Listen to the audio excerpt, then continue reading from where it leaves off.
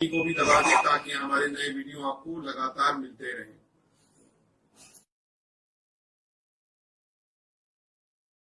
नमस्कार दोस्तों, धर्म रहस्य चैनल पर आपका एक बार फिर से स्वागत है। जैसे कि हमारी कहानी चल रही है कि कैसे एक व्यक्ति ने एक तामसिक साधना की और उसके कारण वह एक भयानक संकट में पड़ गए। ये भाग 4 है। चलिए इस कहानी को आगे बढ़ाते हुए पढ़ते हैं इनके पत्र को। प्रणाम गुरुजी, नए साल की ढेरों शुभकामनाएं। गुरुजी, कहानी आगे बढ़ाने से पहले मैं एक दर्शक महोदय को जवाब देना चाहूंगा, जिन्होंने भाग 1 में यह टिप्पणी की थी कि तेरा बाप मूर्ख नहीं महामूर्ख था। मैं उनको बताना चाहूंगा कि मूर्खता और कुछ सीखने की जिज्ञासा में बड़ा अंतर होता है और अज्ञानवश की गई गलतियों को मूर्खता का नाम नहीं देना चाहिए। गुरुजी, मैं बताना चाहूंगा कि मेरे पापा के पास उस सिद्धि की वजह से ही एक ऐसी विद्या थी कि वे एक लौकी के बीज से घर बैठे ही किसी को भी आधे घंटे के अंदर ही दर्दनाक मौत दे सकते थे या उसे मार सकते थे। उसमें होता यह है कि एक लौकी के बीज बोते ही वो तुरंत ही उगकर उसकी बेल चल पड़ती है या चढ़ जाती है और तुरंत ही फल आकर बड़ा हो जाता है और उसी पर मंत्र पढ़कर उस आदमी का नाम लेकर सुई से लौकी में प्रहार करते ही जिस पर यह प्रयोग किया जा रहा होता है वह तड़पने लगता है। इसका संकेत वो लौकी देती है जिसमें जितनी बार सुई गोदी जाती है उससे खून उतना ही अधिक चलने लगता है। आखिर में चाकू से फल को बेल से अलग करते ही उसकी मृत्यु हो जाती है। गुरुजी, ये बात दर्शकों को बतानी है या नहीं, आप ही सोचें और अपनी इच्छा अनुसार तय करें। जैसा कि यहां पर इन्होंने विधि को बताया है, लेकिन कैसे करना है नहीं बताया, इसलिए यह तथ्य सबको बताया जा सकता है। आगे ये कहते हैं, गुरुजी, मैं आगे की कहानी अब आपको बताता हूं। गुरुजी, कुछ दिन ऐसे ही बीते। इसी बीच में मैं 10वीं क्लास में पहुंच गया था और मुझे भी ये बातें समझ आने लग गई थी। लेकिन उस समय बीच बीच में आत्माओं का मेरे पापा के शरीर में आना और जाना लगा रहता था। मैं ये बात समझ नहीं पा रहा था कि कौन सी सिद्धि वाली आत्मा है। लेकिन जब चाचा जी और बाबा मोहन राम आ जाते थे तो उनका अलग ही पता चल जाता था, यानी कि वह स्पष्ट संकेत दे देते थे। लेकिन गुरुजी, ऐसे ही कभी भी मेरे पापा का प्यार हमारे लिए कभी कम नहीं हुआ था। लेकिन समस्या एक ही थी कि वो अब शराब बहुत ही अधिक पीने लगे थे। इसी बात से मेरी मां भी काफी परेशान रहती थी। फिर एक दिन मेरे दादाजी घर पर आ गए।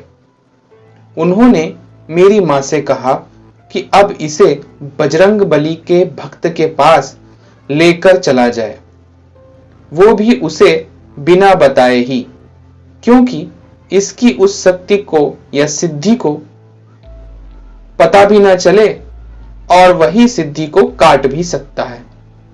उनके पास कई सारी चमत्कारिक शक्तियां हैं। ये बात मेरी मां की समझ में आ गई थी। लेकिन समस्या ये थी कि उनको क्या बोल करके हम लोग ले जाएंगे। इस पर दादाजी ने कहा कि ये तुम मुझ पर ही छोड़ दो, क्योंकि मेरे पापा उनका कोई भी काम कभी नहीं टालते थे। इसीलिए दादाजी ने मेरे पापा को कहा कि रणवीर, मुझे कोई काम है। मेरे पापा का नाम रणवीर सिंह था। उन्होंने कहा, तुझे मेरे साथ चलना होगा। गुरुजी, उन बजरंगबली के भक्त का स्थान हमारे गांव से काफी दूर में था।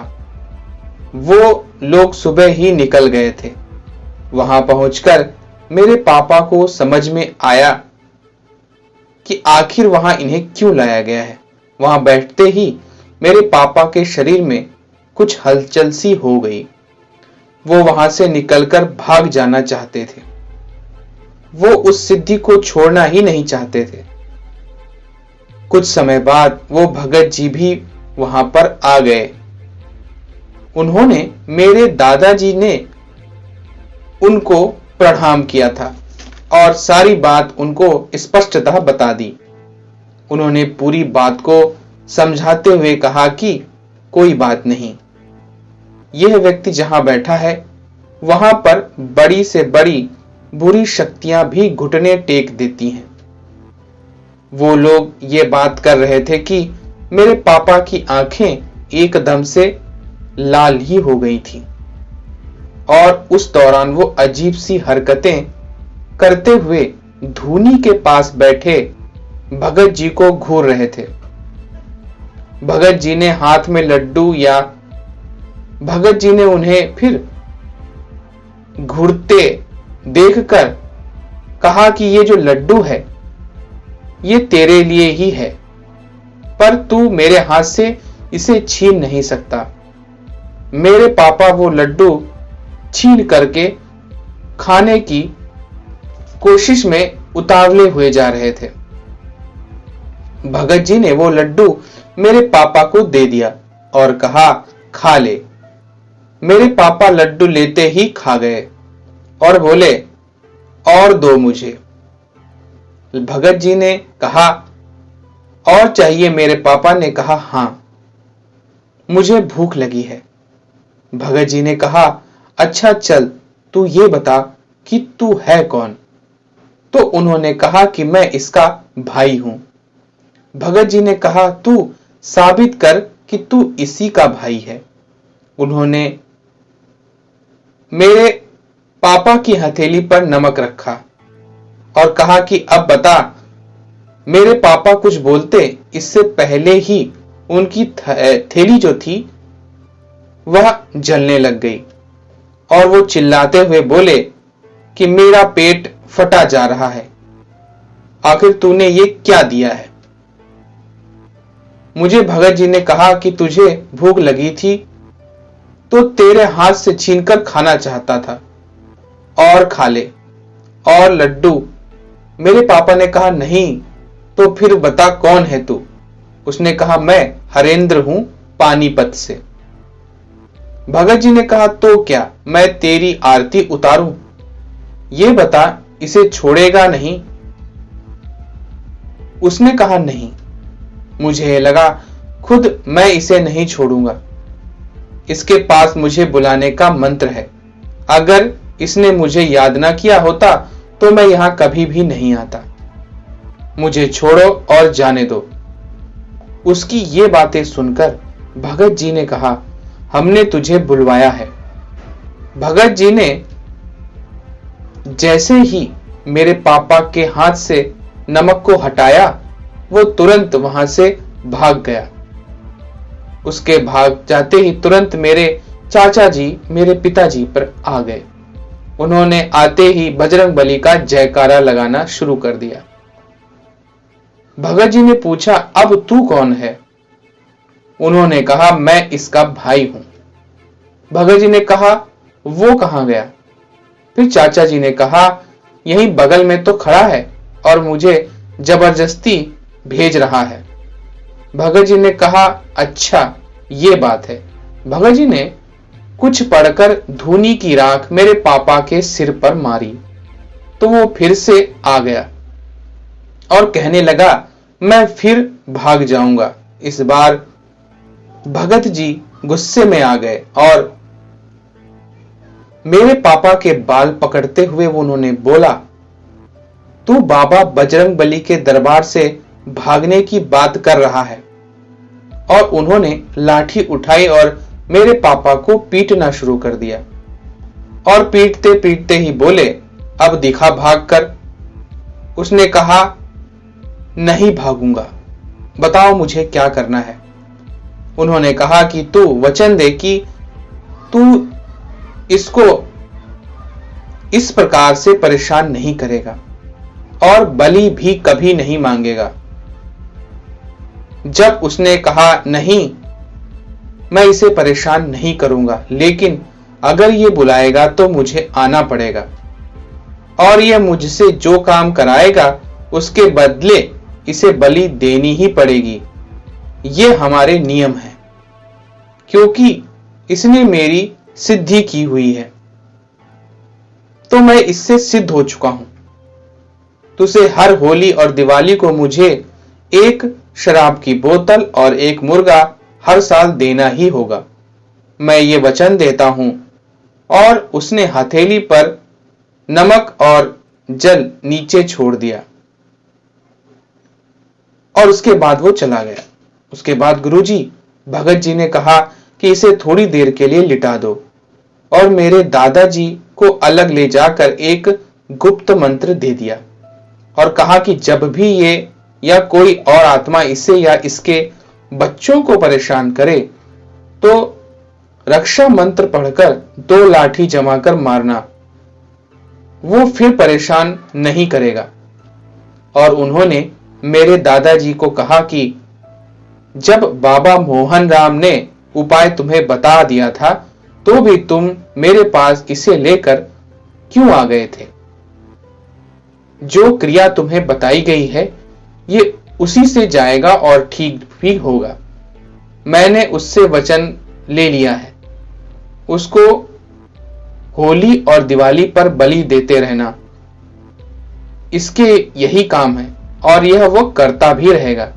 परेशान भी इसे नहीं करेगा, पर अगर उसकी समय पर बलि नहीं दी गई तो वो आकर बलि जरूर मांगेगा।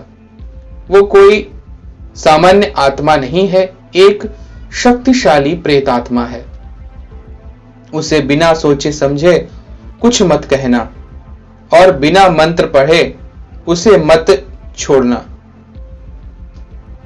नहीं तो भारी नुकसान तुम्हें भुगतना पड़ सकता है। अब इसे लेकर वापस चले जाओ। और इस प्रकार वो उन्हें लेकर वापस जाने की तैयारी करने लगे। तो इस प्रकार से यह यहां पर कथानक समाप्त होता है। आगे क्या घटित हुआ अगले भाग में भेजा जाएगा। तो देखिए यहां पर इन्होंने इनके पिता के साथ में आगे क्या घटित हुआ और किस प्रकार उस प्रेतात्मा को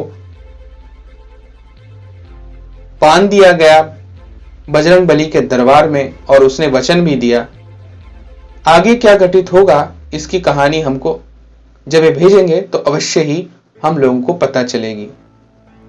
तो अगर ये कहानी और अनुभव आपको पसंद आ रहा है तो लाइक करें, शेयर करें, सब्सक्राइब करें चैनल को अगर चैनल पर नए हैं तो।